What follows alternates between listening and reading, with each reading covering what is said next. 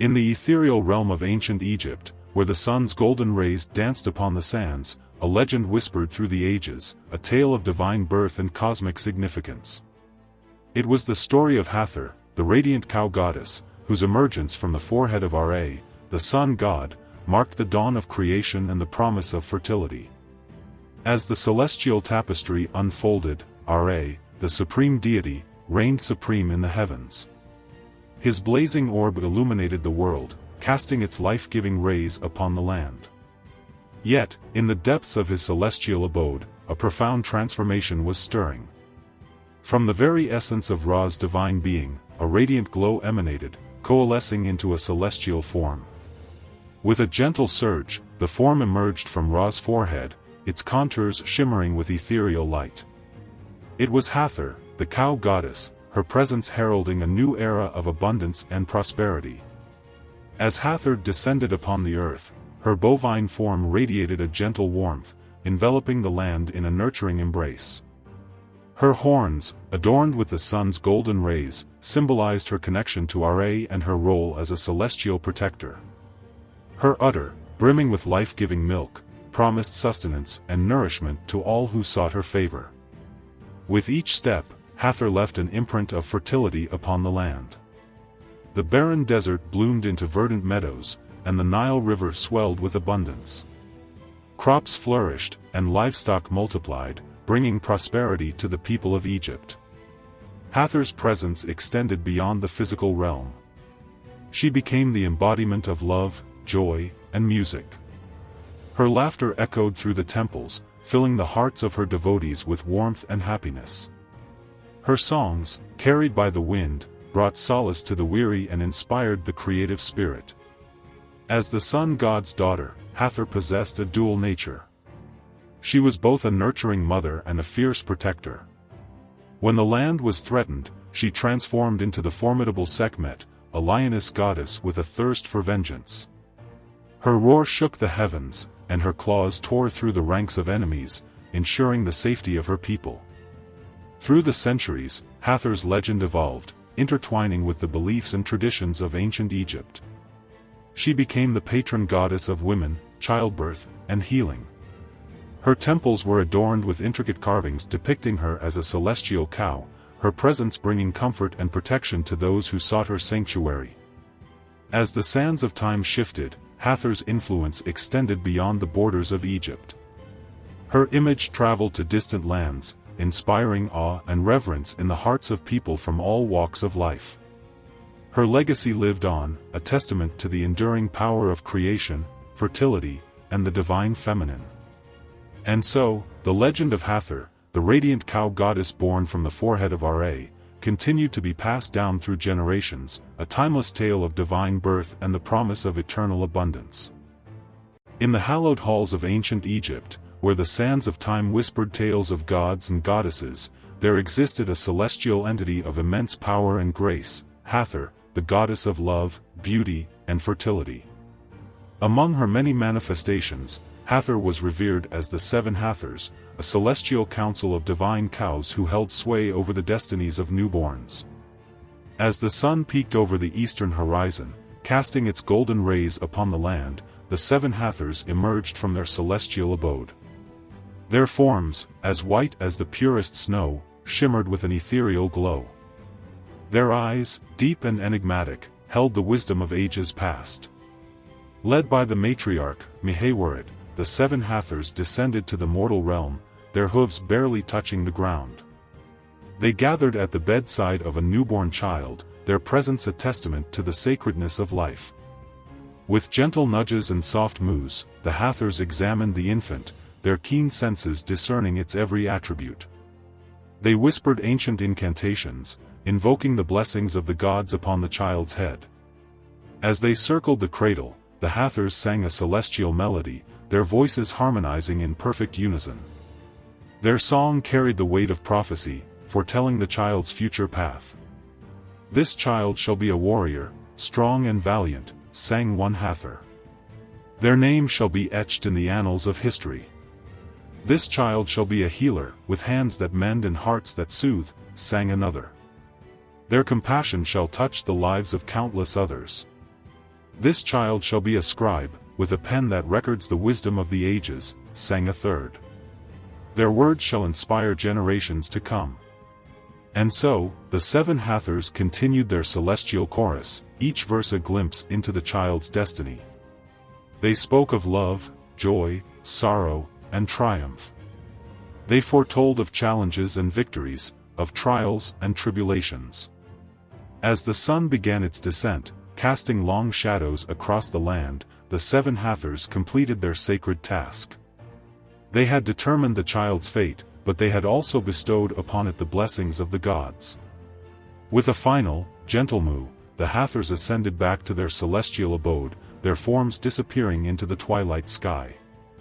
The child, now blessed by the divine counsel, slept peacefully in its cradle, its future forever entwined with the wisdom of the seven Hathors. In the years that followed, the child grew and flourished, their life unfolding in accordance with the prophecies of the Hathors. They became a renowned warrior, their name forever etched in the annals of history.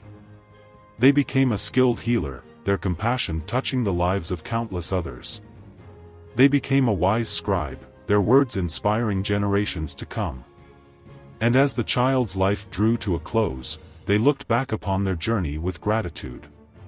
They had lived a life filled with purpose and meaning, guided by the blessings of the seven Hathors. For in the ancient land of Egypt, where the gods and goddesses walked among mortals, the seven Hathors remained a symbol of hope, prophecy, and the enduring power of divine love. In the celestial tapestry of ancient Egypt, where gods and goddesses danced amidst the stars, the tale of Hathor and Horus unfolded as a symphony of love, protection, and triumph. Hathor, the celestial cow goddess, was revered as the embodiment of motherhood, fertility, and joy. Her gentle gaze and nurturing embrace brought solace to the weary and hope to the despairing. As the protective mother of Horus, the falcon-headed god of the sky and war, Hathor's love and unwavering support became his guiding light in the face of adversity. Horus, the son of Osiris and Isis, was destined to avenge his father's murder and restore order to the realm. His battles against Set, the treacherous god of chaos, were fierce and relentless. Yet, amidst the turmoil, Hathor stood by his side, her presence a beacon of strength and resilience. One fateful day, as Horus engaged in a particularly perilous battle, Hathor's heart filled with trepidation. She knew that her son's life hung in the balance, and her maternal instincts surged within her. With a swift and graceful movement, she transformed herself into a majestic cow and charged into the fray. Her horns glistened like polished ivory, and her hooves thundered across the battlefield. She bellowed with a deafening roar that sent shivers down the spines of Set's followers. The chaos that had once reigned supreme began to dissipate as Hathor's presence brought a sense of order and tranquility. Horus, seeing his mother's unwavering support, felt a surge of renewed determination. With newfound vigor, he rallied his forces and launched a counterattack. Hathor's protective embrace shielded him from Set's treacherous blows, and her divine energy infused him with strength and courage. Together, mother and son fought side by side, their bond unbreakable. Hathor's nurturing touch healed Horus's wounds, while her fierce spirit inspired him to victory. As the battle reached its climax, Horus delivered a decisive blow to Set, vanquishing the forces of chaos and restoring balance to the realm. With the victory secured, Hathor's maternal instincts once again came to the fore. She gently nuzzled Horus, her eyes filled with pride and love. She had witnessed his transformation from a vulnerable child into a valiant warrior, and her heart swelled with joy. From that day forward, the bond between Hathor and Horus became legendary. She continued to watch over him, guiding his path and offering her unwavering support. Together, they represented the triumph of love and order over chaos and darkness. And so, the tale of Hathor and Horus was passed down through generations, a testament to the enduring power of maternal love and the indomitable spirit that resides within us all. In the celestial tapestry of ancient Egypt, where gods and goddesses danced amidst the stars, two divine sisters emerged as embodiments of contrasting yet intertwined forces: Hathor, the goddess of love, beauty and music, and Sekhmet, the lioness goddess of war and destruction. Hathor, with her gentle gaze and bovine features, represented the nurturing and compassionate aspects of the divine. Her name, meaning House of Horus, alluded to her role as the protector of the pharaoh, the earthly embodiment of the falcon-headed god Horus. As the goddess of love and fertility, Hathor presided over childbirth, marriage, and the arts. Her temples were adorned with vibrant murals depicting her as a celestial cow, her udders overflowing with milk, symbolizing abundance and nourishment. In stark contrast to Hathor's gentle nature, Sekhmet embodied the raw and destructive power of the sun. Depicted as a fierce lioness with a fiery mane, she was the goddess of war, vengeance, and healing. Her name, meaning powerful one, spoke to her formidable strength and the awe she inspired. Sekhmet was believed to be the protector of the pharaoh in battle, unleashing her wrath upon his enemies. Yet, beneath her fearsome exterior lay a compassionate heart, as she was also invoked for healing and protection against disease. Despite their contrasting attributes, Hathor and Sekhmet were often regarded as two sides of the same coin, representing the dual aspects of love and power. In the ancient Egyptian worldview, these forces were not mutually exclusive but rather complementary. Love could be a powerful force for good, while power could be used for both creation and destruction. One fateful day, as the sun beat down relentlessly upon the land, a great drought threatened to consume Egypt. The crops withered, and the people grew desperate. The pharaoh, in his wisdom, sought the guidance of the gods. He summoned the priests of Hathor and Sekhmet, asking for their help. Hathor, with her gentle touch, poured out her love and compassion upon the land. She sent gentle breezes to cool the parched earth and summoned clouds to bring life-giving rain. The crops began to revive, and the people rejoiced. However, the drought had also unleashed a terrible plague upon the land. Disease spread like wildfire, claiming countless lives. The people turned to Sekhmet for help. The lioness goddess, with her fiery breath, unleashed her wrath upon the plague, incinerating the disease and restoring health to the people. As the crisis passed, the pharaoh and the people realized the profound truth that lay in the duality of Hathor and Sekhmet. Love and power were not opposing forces but rather two essential aspects of the divine. Together, they brought balance and harmony to the world. From that day forward, Hathor and Sekhmet were revered as the guardians of Egypt, each representing a different aspect of the divine. Hathor, the goddess of love and beauty, nurtured and protected the people, while Sekhmet, the lioness goddess of war and destruction, defended them from harm. And so, in the annals of ancient Egypt, the tale of Hathor and Sekhmet became a timeless reminder that even in the most contrasting of forces, there lies a profound unity and a delicate balance that sustains the world. In the twilight's embrace, as the sun dipped below the horizon, casting long shadows across the ancient land of Egypt, a solitary figure emerged from the shadows. She was a woman of ethereal beauty, her raven hair cascading over her shoulders like a silken waterfall, framing a face that seemed to hold the wisdom of ages. Her eyes, deep and enigmatic, sparkled with a celestial glow, reflecting the secrets of the underworld.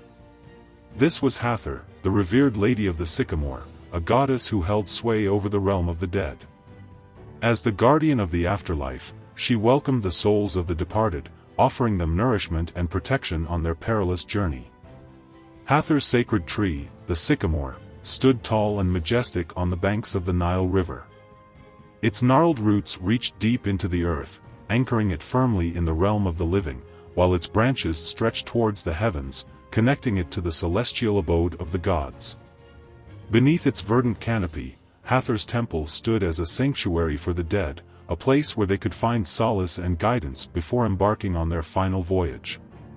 As the night wore on, the temple grew hushed and still. The only sound that broke the silence was the gentle rustling of the sycamore leaves, carried by the whispering wind. Within the temple's inner sanctum, Hathor sat upon her throne, her gaze fixed upon the flickering flames of the eternal flame. Suddenly, the air grew heavy with the scent of myrrh and frankincense. A faint shimmer appeared in the darkness, and a spectral figure materialized before Hathor. It was the soul of a young woman, her face etched with both fear and anticipation. "Welcome, child," Hathor said, her voice as soft as a summer breeze. "I am Hathor, Lady of the Sycamore. I will guide you on your journey to the afterlife." The young woman's eyes widened in awe. "Thank you, Lady Hathor," she whispered. "I have heard tales of your kindness and compassion." Hathor smiled gently. "Fear not, child. I will protect you from the dangers that lie ahead." With a wave of her hand, Hathor summoned a golden chalice filled with a shimmering liquid. "Drink this," she said. "It will sustain you on your journey." The young woman took the chalice and drank deeply. As the liquid flowed down her throat, she felt a surge of warmth and comfort. Her fears began to dissipate, replaced by a sense of peace and tranquility. "Now, come," Hathor said. "It is time for you to depart."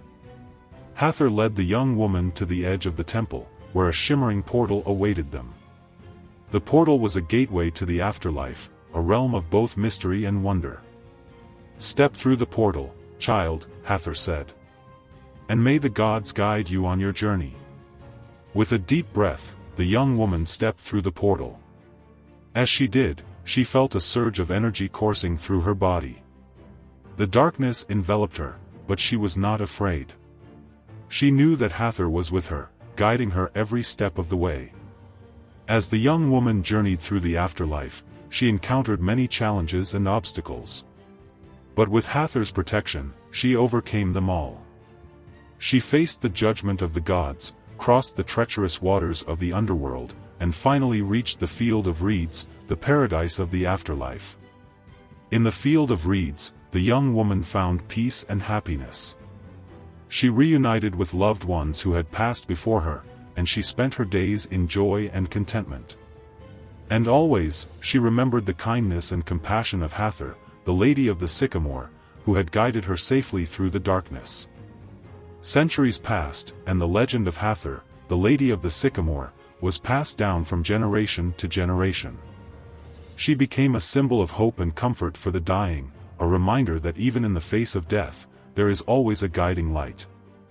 And so, as the sun rose each morning, casting its golden rays upon the land of Egypt, the people remembered Hathor, the goddess who welcomed the dead into the afterlife, providing nourishment and protection on their journey.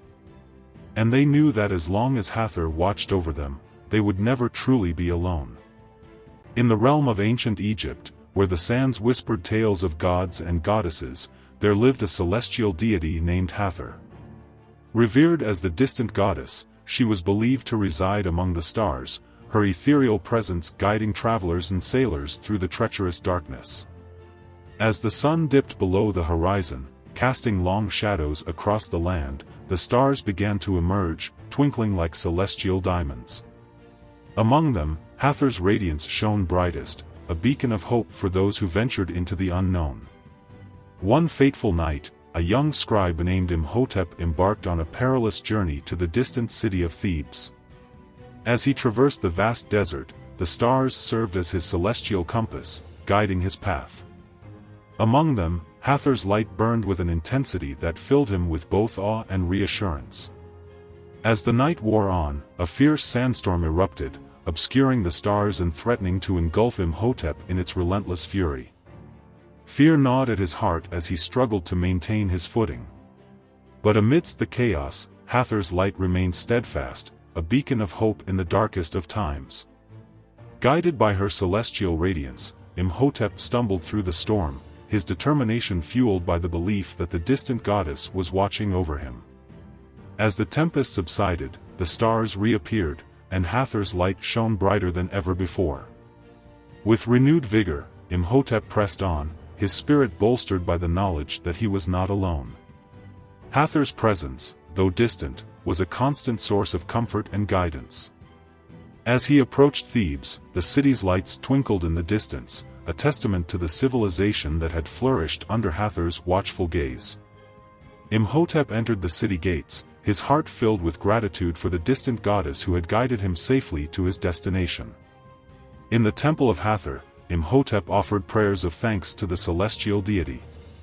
He marveled at the intricate carvings and vibrant murals that depicted her as a beautiful woman with the head of a cow, her horns adorned with the sun and moon. As he gazed upon her image, Imhotep felt a profound connection to the distant goddess. He realized that Hathor was not merely a celestial being but a symbol of hope, guidance, and protection. Her light, though distant, illuminated the darkest of paths and inspired those who dared to venture into the unknown. From that day forward, Imhotep carried the memory of Hathor's guidance with him wherever he went. Her celestial light became a constant reminder that even in the most challenging of times, he was never truly alone. And so, the legend of Hathor, the distant goddess, was passed down through generations, inspiring countless travelers and sailors to embark on their own journeys with the unwavering belief that her celestial radiance would guide them safely through the darkness. In the tapestry of ancient Egyptian mythology, where gods and goddesses danced amidst the sands of time, there existed a radiant deity whose essence transcended the boundaries of mortal comprehension. Hathor, the Eternal Mother, stood as an enduring symbol of love, music, and motherhood, her presence woven into the very fabric of Egyptian society. From the dawn of creation, Hathor emerged as a primordial force, a celestial cow whose milk nourished the infant gods and brought forth the bounty of the land. Her horns, adorned with the solar disk and the uraeus serpent, represented her divine power and connection to the sun god, Ra. As the goddess of love, Hathor's embrace extended far beyond the realm of mortals. She was the patroness of marriage and childbirth, her presence invoked to ensure fertility and the safe delivery of children. Her name, meaning House of Horus, hinted at her role as the mother of the falcon-headed god Horus, the protector of Egypt. Hathor's love was not confined to the physical realm. She was also the goddess of music and dance, her voice enchanting the hearts of all who heard it. Her sistrum, a musical instrument adorned with rattles, became a symbol of her joyous and celebratory nature.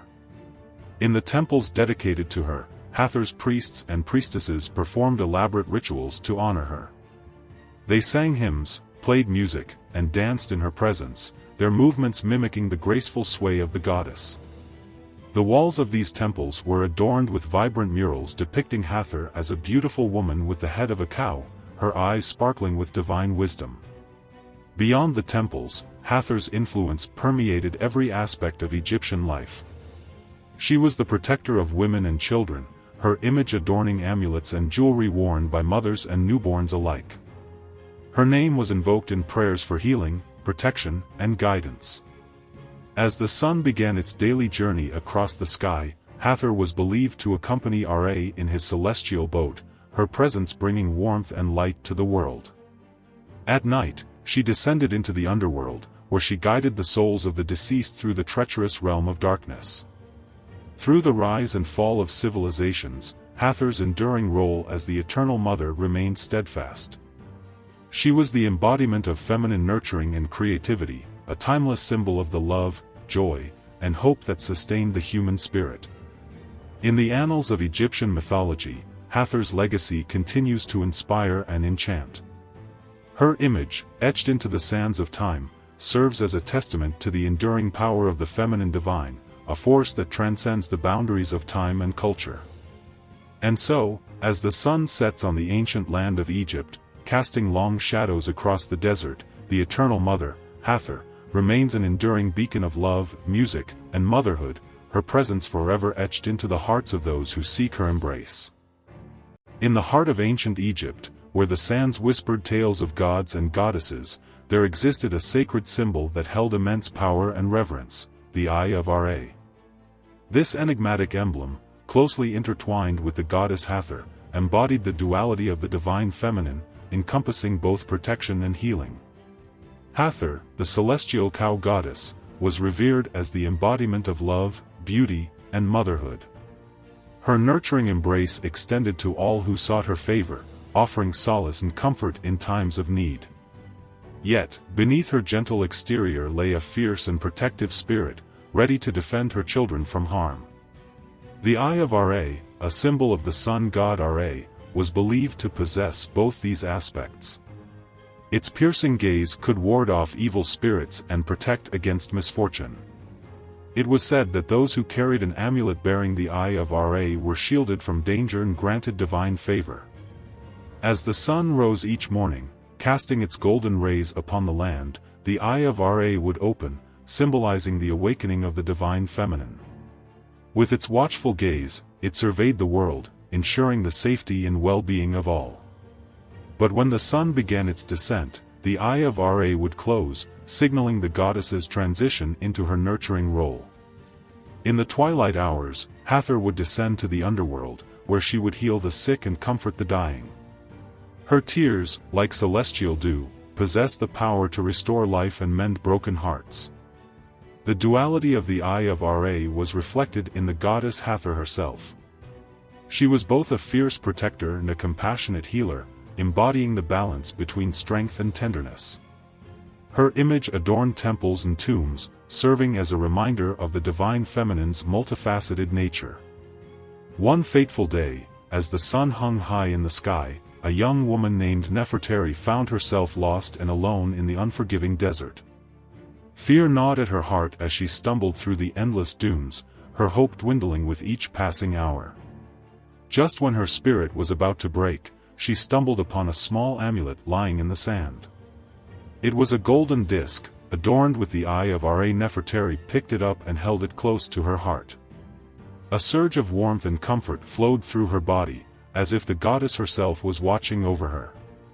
With renewed determination, Nefertari continued her journey, the Eye of Ra guiding her steps.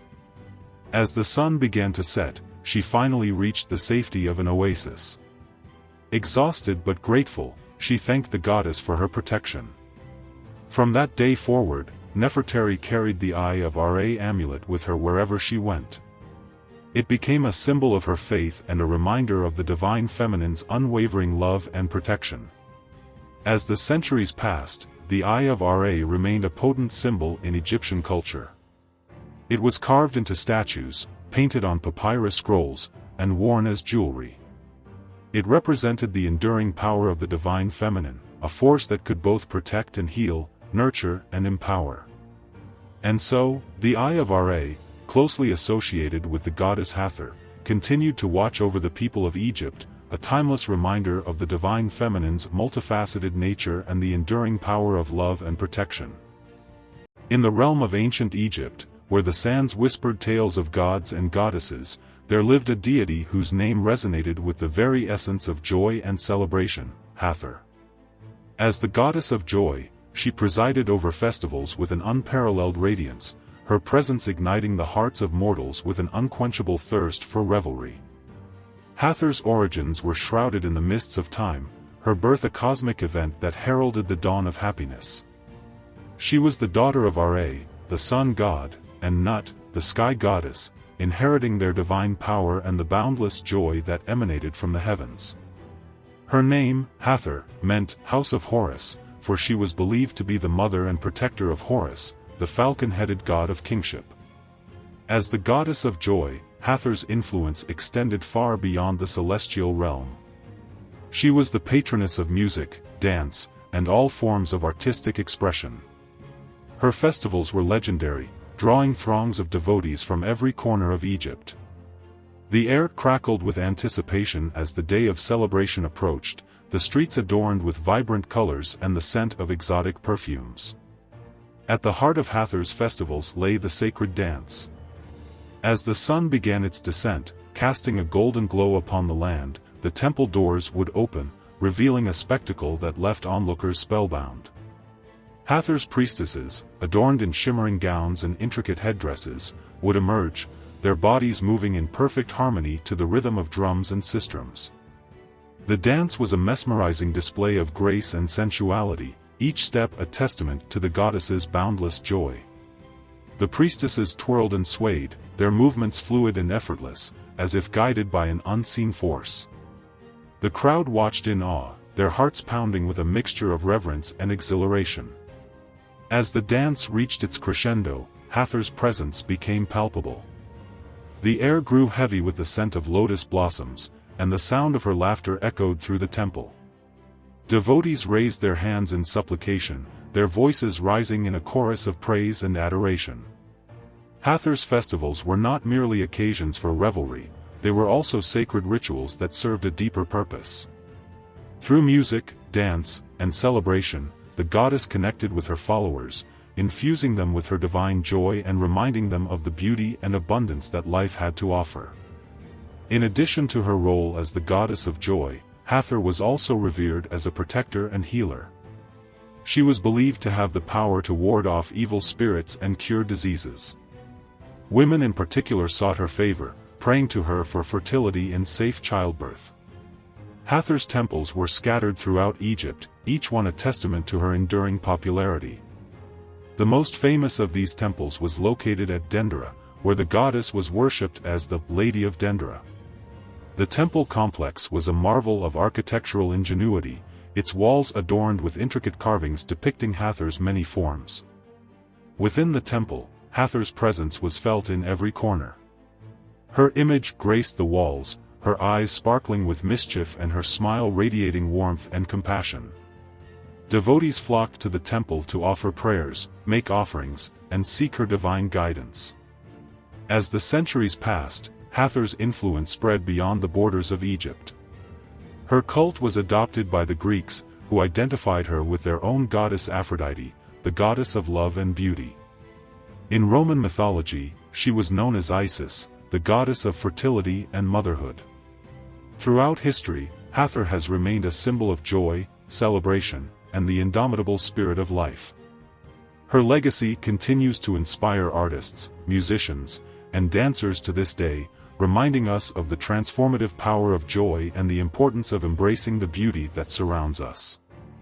And so, in the annals of ancient Egypt, the goddess of joy, Hathor, reigns supreme, her laughter echoing through the corridors of time, forever reminding us that even in the darkest of times, joy has the power to illuminate our hearts and guide us towards a brighter future. In the heart of ancient Egypt, where the sands whispered tales of gods and pharaohs, there lay a sacred artifact of immense power and allure, the golden sistrum. This exquisite instrument, adorned with intricate hieroglyphs and shimmering with celestial radiance, was believed to hold the very essence of the goddess Hathor. Hathor, the celestial cow goddess, was revered as the protector of women, the bringer of joy, and the mistress of music. Her image adorned countless temples and tombs, often depicted holding the sistrum, a sacred musical instrument that symbolized her divine power. The golden sistrum was said to possess the ability to ward off evil spirits, invoke Hathor's blessings, and grant protection to those who wielded it. Its melodious sound, a symphony of tinkling bells and rhythmic rattles, was believed to soothe the soul and bring harmony to the world. One fateful day, as the sun cast its golden rays upon the land, a young priestess named Nefertari was chosen to be the guardian of the golden sistrum. With trembling hands, she received the sacred instrument from the high priest, her heart filled with both awe and trepidation. Nefertari was a devout follower of Hathor, and she knew the immense responsibility that came with her new role. She vowed to protect the sistrum with her life and to use its power for the good of her people. As the years passed, Nefertari became renowned throughout Egypt for her wisdom and piety. She used the golden sistrum to heal the sick, comfort the grieving, and bring peace to the troubled. Its melodious sound became a beacon of hope and a symbol of Hathor's divine presence. However, the golden sistrum also attracted the attention of those who sought to exploit its power for their own selfish ends. One such individual was the ambitious sorcerer, Imhotep. Driven by greed and a lust for power, Imhotep plotted to steal the sistrum and use it to control the minds of the pharaoh and his court. Nefertari, sensing Imhotep's evil intentions, vowed to protect the sistrum at all costs. She gathered a group of loyal followers and together they devised a plan to thwart Imhotep's schemes. On a moonless night, as the stars twinkled above the Nile River, Nefertari and her companions confronted Imhotep in his secret lair. A fierce battle ensued, the clash of swords and the incantations of magic filling the air. Nefertari, wielding the golden sistrum, unleashed its full power upon Imhotep. The sound of the bells and rattles reverberated through the lair, shattering the sorcerer's spells and driving back his minions. With a final, desperate act, Imhotep lunged at Nefertari, his dagger poised to strike. But as he approached, the Sistrum emitted a blinding light, enveloping Nefertari in a protective aura. Imhotep's dagger shattered against the divine energy, and he was thrown back with a cry of anguish. Defeated and broken, Imhotep fled into the darkness, his dreams of power forever shattered. Nefertari and her companions had triumphed, preserving the golden sistrum and ensuring that its sacred power would continue to protect the people of Egypt. From that day forward, the golden sistrum became a symbol of hope, resilience, and the enduring power of the gods. It was passed down through generations of priestesses, each one entrusted with the sacred duty of safeguarding its divine essence. And so, the legend of the golden sistrum lived on, a testament to the enduring power of faith, the triumph of good over evil, and the unwavering presence of the goddess Hathor in the hearts of her people.